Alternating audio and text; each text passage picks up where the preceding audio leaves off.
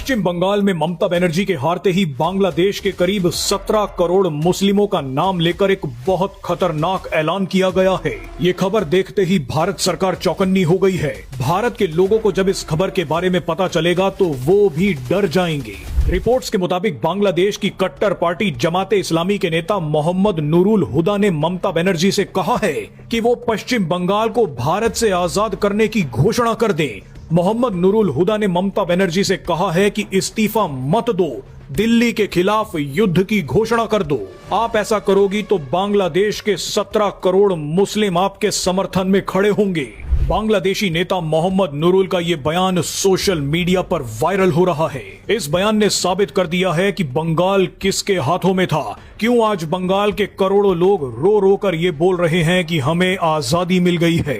आपको जानकारी के लिए बता दें कि कुछ महीनों पहले बांग्लादेश में हुए चुनावों में जमाते इस्लामी ज्यादातर उन इलाकों में जीती थी जो बंगाल से लगे हुए हैं, यानी ये जिहादी भारत की सीमा के पास ही बैठे हैं। बहरहाल बांग्लादेश का ये बयान आप भारत में बैठे उन वामपंथी और लिबरल मानसिक रोगियों को जरूर दिखाइए जो ममता बनर्जी के हारने पर आंसू बहा रहे हैं। अभी तक बंगाल की जो बर्बादी हुई है उसमें ये लोग भी भागीदार हैं।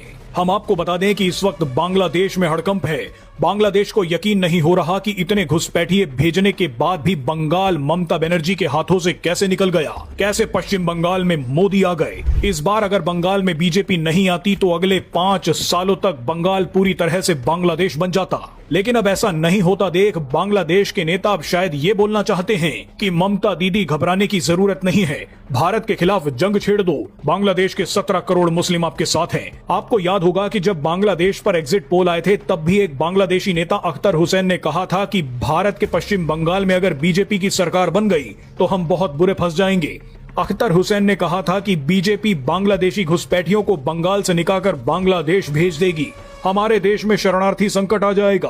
बहरहाल आपको जाते जाते एक और चीज बता दें कि बंगाल में बीजेपी के आते ही पाकिस्तान के कुख्यात गृह मंत्री सैयद मोहसिन रजा नकवी 9 मेंबर डेलीगेशन के साथ बांग्लादेश पहुंच रहे हैं। पिछले 2 सालों में आईएसआई ने बांग्लादेश में जो नेटवर्क बनाया था वो बीजेपी के बंगाल में आने से चौपट हो सकता है।